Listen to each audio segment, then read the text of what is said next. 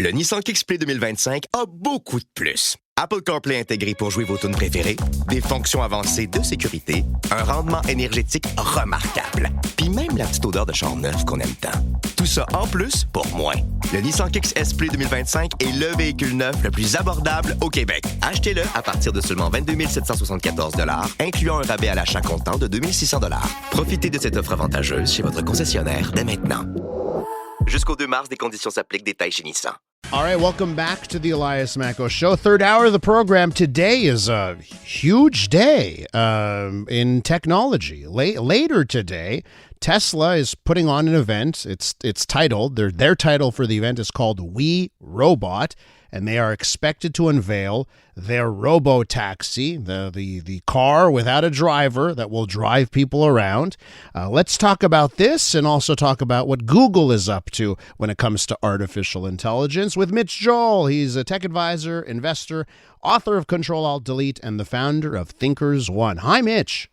Hey, Elias. Thanks for having me. Both of these stories are AI stories that we're going to discuss. And, for Tesla, they've been trying to make the case that what they're doing with their self-driving cars is the biggest AI story in the world. I don't know if people are looking at it that way, but what is your take on what to expect tonight from Tesla? Well, I'm always very cautious when we talk about AI. I have a standard story that I tell when I give my keynote presentations, which is I feel like every AI is the Lion King. It's everything the sun touches is AI. So we always have to be careful that it's a hyped up word, but there's no doubt that there's a lot of artificial intelligence in the technology that it's going to take to deploy these self-driving autonomous vehicles. And again, Tesla is looking to compete with other companies like Waymo, which have Google connections, and in the States also there's another one called Cruise. Mm-hmm. And I think the big part of it isn't necessarily the autonomous taxis. I think that's a big deal. It's very cool. It's very science fiction. But underneath it is this Tesla network, and that's really where the AI is working together. And it's a way in which the whole world of their autonomous vehicles, and I'm going to also assume it's gathering data from the standard vehicles that you and I drive, mm-hmm. is able to connect to build this amazingly connected network. So imagine, Elias, a world where you relinquish the desire to drive, or you turn your Tesla into it being an autonomous vehicle, and you can then register it almost as if it were its own Uber to go out into the world when you're not using it to help other people get around from place to place. So we're expecting more than just the autonomous vehicle. We're also expecting to hear much more about what this Tesla network will look like. And, of course, there's other little sprinkles that we can get into of what people are saying we could see as well. Well, the interesting thing here is so where they're doing it, right? So Tesla is doing this event in Hollywood at the Warner Brothers movie studios, Burbank, right in Burbank, and obviously they've got like film sets that are streets, so basically a closed course where they could operate these robo taxis. I think that says a lot that they're doing it in a sort of glitz and glamour fashion. But Mitch, I'm interested in the technology aspect, right? Because you mentioned Waymo, right? Google's Waymo, they're doing this, but I've heard that the cost of a Waymo vehicle is $200,000, $300,000 because of all of the sensors. A Tesla vehicle here could just cost $30,000 to do this. What do you think about the technology, the decisions Tesla has made to just go based on AI and cameras and that's it? So Tesla has been very overt with what they call their Tesla Vision technology. It's proven itself to be quite effective. Again, we have things like FSD for people who don't have a Tesla. It's the full self-driving. We now have the Summon technology, which is the ability to almost control your car like it's a remote control. So it'll go forward and back. But also now, with the most recent update, it will actually come to you as if you're in a parking lot. If you're somewhere else, it'll pull the car out and come to get you. So I don't want to downplay the fact that you are talking about a lot of technology for sure in the artificial intelligence space, but I think the big thing is the culmination of the two, which is the robotics and the AI. And this is the thing that we are, listen, we're inundated with these buzzwords and we hear them all the time, but I always have to take a step back and try to remove my feelings of Elon Musk and X and Twitter and all of that and think, this is pretty amazing that this tonight could really be the hardware of robotics, the software of just the technology and how it connects, the layer of artificial intelligence that is maybe the baseline by which we could see it now infiltrating beyond cars, into other parts of industries. Yeah. He's got, we also didn't talk about the humanoid robot that he's got, this Optimus bot, which they're talking about maybe having some news about as well in this We Robots event tonight. There's so much going on there that it's easy to get caught up in the media hoopla. Are you not understand that the technology of this Tesla Vision is amazing? Are you looking at tonight and saying, "Oh, this could be an iPhone moment"? You remember when Steve Jobs unveiled the iPhone? It changed the world, right? Is that are we at that hype level, or cool your jets? This could be a dud.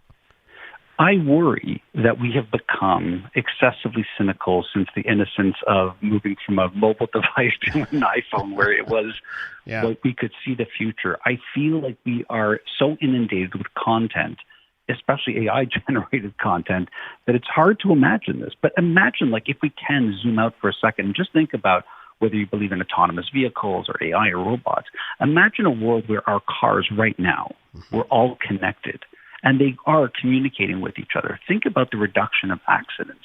Think about it really giving you GPS, not just based off of traffic, but the ability to say, leave in 3 minutes, and we're going to take you on a route that is going to be maybe a bit slower in terms of how we drive, but it's going to get you there much faster. This, to me, could be the beginning of that. I'm very curious to see how advanced this Tesla Vision technology is.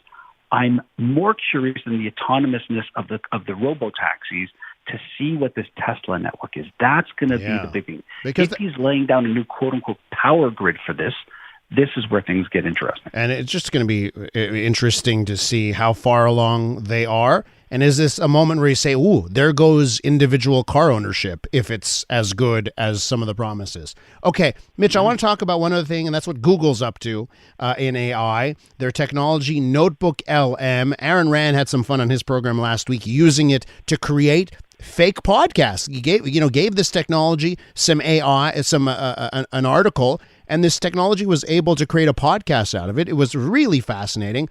I know you did the exact same thing. You took one of our previous topics on this show, and you asked AI to do the same thing. Why don't we have a listen? You sent it over. Have a listen to what you created using AI.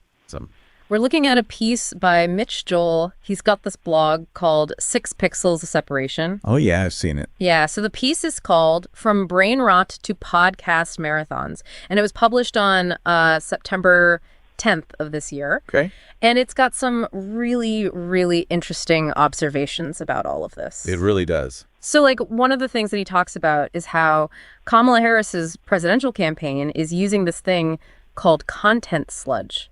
Yeah. Have you heard of this? I have, yeah. It's really interesting. It's basically like, think of it like those super fast-paced videos where there's like multiple things. So those two voices there, for everyone listening, like those are not real people. That's artificial intelligence creating a podcast out of being presented with the topic. Mitch, what's your take on the tech? Because when I first heard Aaron use it, I was blown away. And then every successive time I've heard something, I get less and less impressed. What do you say? I think the uncanny valley has disappeared in terms of this. When you know it's AI and you're thinking constantly in your brain, is this real, is it not? It creates a different thing. What I'm fascinated with here is, one, I find the voices really compelling and quite good. I love what we call in the business the disfluences, rather, which we used to call vocal tics, but it's another nice word, the ums and ahs and yeah, and the interruptions, where we've never seen that with technology before.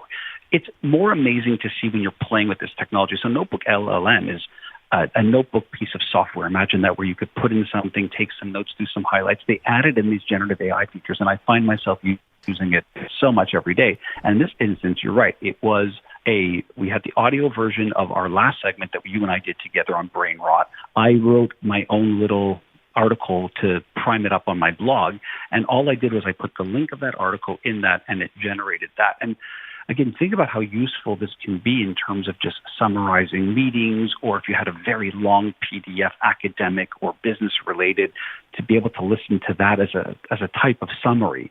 And it's very expansive, Notebook LM. There's a lot more features in there where I can add more and more information. It could be a website. It could be an audio file. It could be a video file. It could be a PDF. You can add everything and build this notebook and then use technology like that to summarize it or to ask it questions. And I love this because in a very simplistic way, and I know we're running out of time, is this is allowing you to talk to your content, to your text. And that's a very interesting thing for someone in business or life to do, like taking those notes and being able to talk about it with somebody. Yeah. Very, very powerful. Well, the thing, Mitch, that I'll leave you with is that I keep using these tools, whether it's ChatGPT or audio creation tech like this, and I use it, I'm floored. I use it again, I'm like, okay. And then by the third time, I'm like, okay, I don't want to use it again. And I wonder if that's what a lot of people are going through. So I have, it's not that I have concerns, but I just wonder if it's got the staying power. Something for another segment, Mitch. Hype cycles for sure. That's right. All right, Mitch Joel, be well. Thanks so much. Thank you. Mitch Joel is the founder of ThinkersOne.